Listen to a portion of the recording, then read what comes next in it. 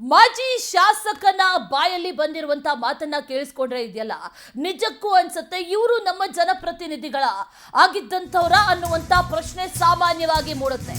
ಮಾಜಿ ಶಾಸಕನ ಬಾಯಲ್ಲಿ ಇದೆಂತ ಮಾತು?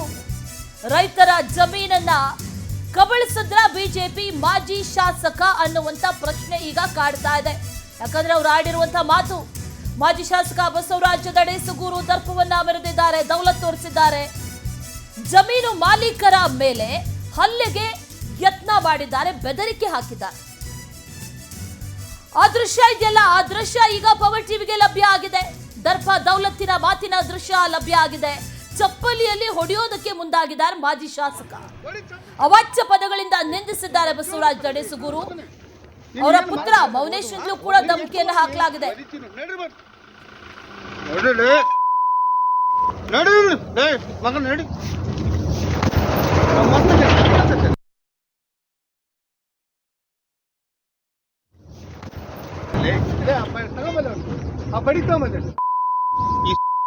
ಜಗಳ ಹಚ್ಚಂತೀನಿ. ನಿಮ್ಮನ್ನು ಮೊನ್ನೆ ಕರ್ದು ಏನಂತ ಹೇಳಿನಿಲ್ಲ ಮಂತೇಳಿ ಲೈ ಲೇ ಮೊನ್ನೆ ಏನಂತ ಹೇಳಿಲ್ಲ. ತಗ ಬಡಿ ತಗ ತಗಲಿ ಲೈ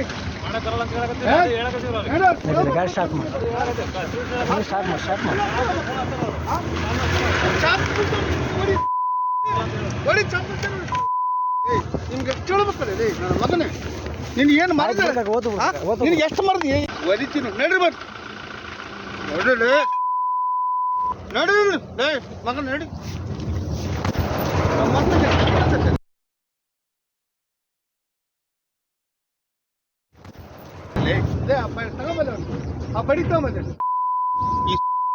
ಜಗಳ ಹಚ್ಚಂತೀನಿ. ನಿಮ್ಮನ್ನು ಮೊನ್ನೆ ಕರ್ದು ಏನಂತ ಹೇಳಿನಿಲ್ಲ ಮಂತೇಳಿ ಲೈ ಲೇ ಮೊನ್ನೆ ಏನಂತ ಹೇಳಿಲ್ಲ. ತಗ ಬಡಿ ತಗ ತಗಲಿ ಲೈ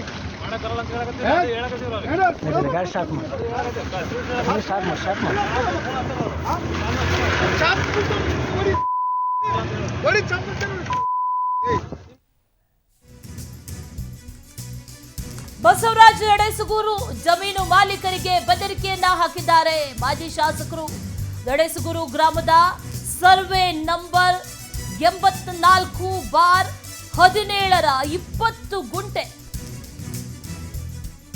74/9ರ 1 ಎಕರೆ 20 ಗುಂಟೆ 51/43ರ 4ರ 3 ಎಕರೆ ಜಮೀನು ರಾಯಚೂರಿನ ಸಿಂಧನೂರು ತಾಲೂಕಿನ ದಡೇಸುಗೂರು ಗ್ರಾಮ ಆನಮಮ್ಮ ದೊಡ್ಡ ಕೊರಮ್ಮ ಸಣ್ಣ ಈರಣ್ಣಗೆ ಬೆದರಿಕೆ ಹಾಕಿರೋದು. ಅವರದೇ ಹೆಸರಲ್ಲಿರುವಂತಹ ಜಮೀನು, ಅವ್ರದೇ ಜಮೀನು. ಆದ್ರೆ ಆ ಜಮೀನು ಮಾಲೀಕರಿಗೆ ಈಗ ಬೆದರಿಕೆಯನ್ನ ಹಾಕಿದ್ದಾರೆ ಮಾಜಿ ಶಾಸಕರು. ಅವಾಚ್ಯ ಪದಗಳಿಂದ ನಿಂದಿಸಿದ್ದಾರೆ. ಕೈಯಲ್ಲಿ ಚಪ್ಪಲಿ, ಬಾಯಲ್ಲಿ ಅವಾಚ್ಯ ಪದಗಳು, ಬಡಿಗೆ ತಗೋ ಹೊಡಿ ಅನ್ನುವಂತಹ ಮಾತುಗಳು, ಇದೆಲ್ಲವೂ ಕೂಡ ಮಾಜಿ ಶಾಸಕರ ಬಾಯಿಂದ ಕೇಳಿ ಬಂದಿದೆ. ಆ ವಿಡಿಯೋದಲ್ಲೂ ಕೂಡ ಗಮನಿಸ್ತಾ ಇದ್ದೀವಿ ಎಷ್ಟರ ಮಟ್ಟಿಗೆ ದರ್ಪ ದೌಲತ್ತು ಎಲ್ಲವನ್ನೂ ಕೂಡ ತೋರಿಸ್ತಾ ಇದ್ದಾರೆ. ಬೆದರಿಕೆ ಹಾಕ್ತಾ ಇರೋದು, ಅಸಲಿಗೆ ಬೆದರಿಕೆ ಹಾಕ್ತಾ ಇರೋದು ಯಾರಿಗೆ? ಜಮೀನು ಮಾಲೀಕರಿಗೆ. ಅವ್ರಿಗೆ ಸೇರಿದಂತಹ ಜಮೀನು, ಅವ್ರಿಗೆ ಈ ರೀತಿಯ ಪದ ಬಳಕೆ ಜೊತೆಗೆ ಬೆದರಿಕೆಯನ್ನ ಹಾಕ್ತಾ ಇದ್ದಾರೆ ಅನ್ನುವಂತ ವಿಚಾರ. ಅವರಷ್ಟೇ ಅಲ್ಲ, ಅವ್ರ ಮಗ ಮೌನೇಶ್ ಕೂಡ ಇದೇ ರೀತಿ ಧಮಕಿಯನ್ನ ಕೂಡ ಹಾಕಿದ್ದಾನೆ ಅನ್ನುವಂತ ಮಾಹಿತಿ ಇದೆ. ಸಿಂಧನೂರು ಸಿರಗುಪ್ಪ ಹೆದ್ದಾರಿಯಲ್ಲಿರುವಂತಹ ಜಮೀನು, ಹೈವೇನಲ್ಲಿ ಜಮೀನಿದೆ. ಆ ಜಮೀನಿನ ಮೇಲೆ ಶಾಸಕರು ಕಣ್ಣು ಬಿದ್ದಿದೆ ಅನ್ನೋದನ್ನು ಗೊತ್ತಾಗ್ತಾ ಇದೆ. ಆ ಜಮೀನಿಗಾಗಿ ಪಟ್ಟು ಹಿಡಿದಿರೋದು ಈಗ ಅನ್ನುವಂತ ವಿಚಾರ. ಒಂದಷ್ಟು ಮಾತುಗಳನ್ನ ಕೇಳಿಸ್ಕೊಳ್ತಾ ಇದೀವಿ. ಅದರಲ್ಲಿ ಆ ಮಾಜಿ ಶಾಸಕರ ದರ್ಪ ದೌಲತ್ತು ಯಾವ ರೀತಿ ಬೆದರಿಕೆ ಆಗ್ತಾ ಇದ್ದಾರೆ, ನಡಿ ನೀನು ಹೋಗು ನೀನು ಇಲ್ಲಿಂದ ಅನ್ನುವಂತ ಮಾತು, ಜೊತೆಗೆ ಅವಾಚ್ಯ ಪದಗಳ ಬಳಕೆ, ಇದೆಲ್ಲವನ್ನು ಕೂಡ ಮಾಡಿದ್ದಾರೆ. ಹಲ್ಲೆಗೆ ಯತ್ನವನ್ನ ಕೂಡ ಮಾಡಿದ್ದಾರೆ. ಕೈ ಚಪ್ಪಲಿಯನ್ನು ಇಟ್ಕೊಂಡು ರೈತರ ಮೇಲೆ ಹಲ್ಲೆಯನ್ನ ಮಾಡೋದಕ್ಕೆ ಮುಂದಾಗಿರೋದು ಮಾಜಿ ಶಾಸಕ ಬಸವರಾಜ ದಡೇಸುಗೂರು.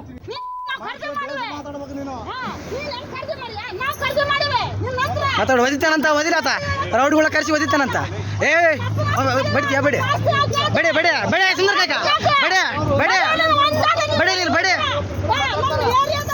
ಅಲ್ಲ ಮನೆ ಒಗಿಸಿ ಓದಿತ್ತೀಯ ನೀನು ನಮ್ಮನ್ನ ಓದಿವಂತ ಮನೆಗೆ ಬಂದು ಒಗಿಸಿ ಓದ್ತೀನಿ ಅಂತ ಹೇಳಿ ಓದಿ.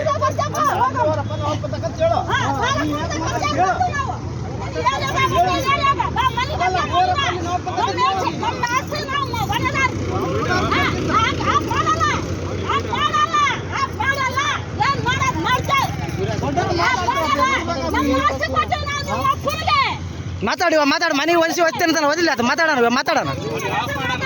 ಮಾತಾಡ ನಿನಗೆ ಅಷ್ಟು ಪಬ್ಲಿಕ್ ಧೈರ್ಯ ಐತಲ್ಲ, ಮಾತಾಡ ಮನೆಗೆ ಕಳಿಸಿ ಓದಿತೀನಿ, ಮನೆಗೆ ಹೋಗ್ಕೊಂಡು ಓದಿದ್ದೀನಿ ಅಂತ ಎಲ್ಲ ಮಾತಾಡ್ರ.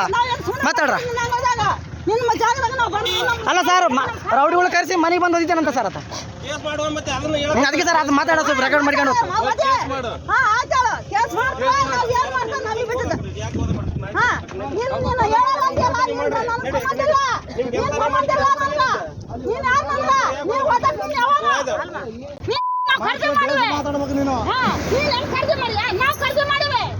ಮಾತಾಡು. ಓದಿತಾನಂತ, ಓದಿರಾತ ರೌಡಿಗಳ ಕರೆಸಿ ಓದಿತಾನಂತ. ಬಡಿತೀಯ ಬಡಿ ಸುಂದರ ಕಾಕ ಬಡಿ.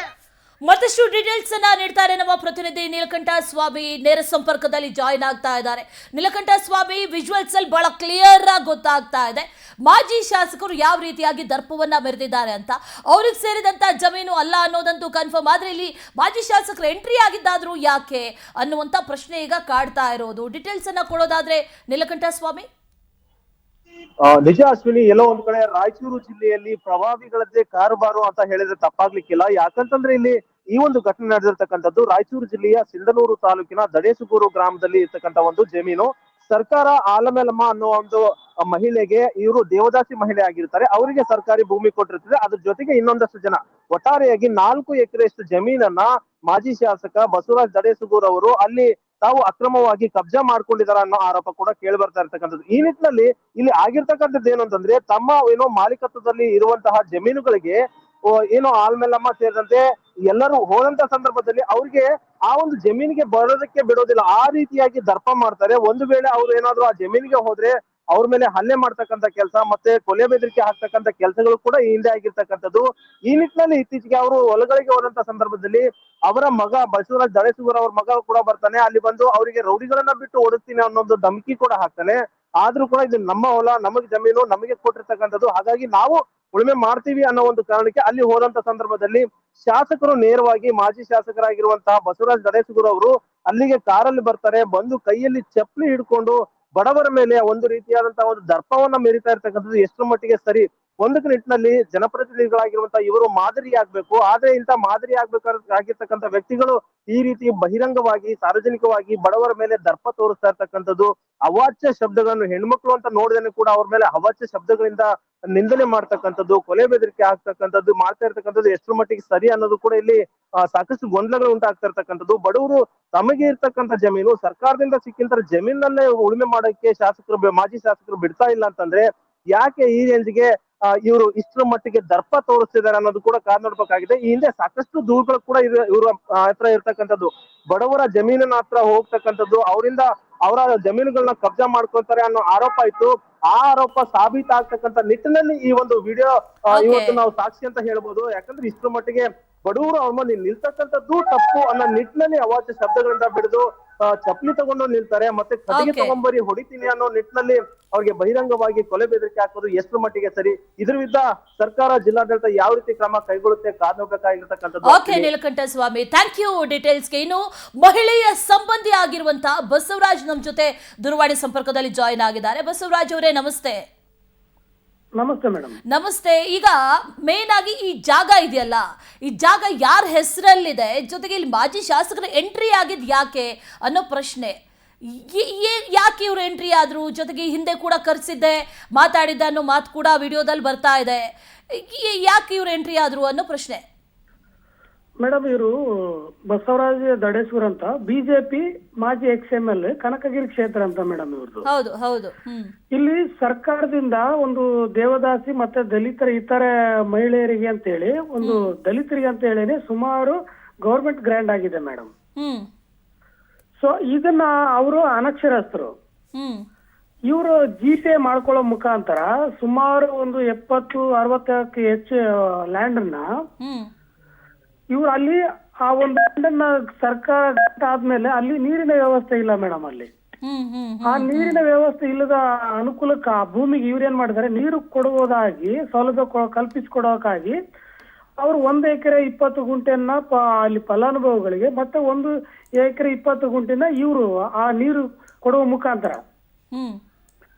ಸೊ ಆ ರೀತಿಯಲ್ಲಿ ಏನ್ ಮಾಡ್ಕೊಂಡಿದ್ದಾರೆ ಮೇಡಮ್, ಸುಮಾರು ಹಲವಾರು ಅಂದ್ರೆ ಬೇರೆ ರಾಜ್ಯದವರಿಗೆ, ಶ್ರೀಮಂತರಿಗೆ, ಇತರರಿಗೆ ಆ ಲ್ಯಾಂಡ್ ಅನ್ನ ಮಾರಾಟ ಮಾಡ್ತಾ ಇದ್ದಾರೆ. ಹಾ ಹಾ ಹಾ ಸೊ ಇದಲ್ದೇನೆ ಇನ್ನೊಂದು ಏನಾಗಿದೆ ಅಂದ್ರೆ ಇಲ್ಲಿ ಆಲಮಪ್ಪ ಅಂತ ಹೇಳಿ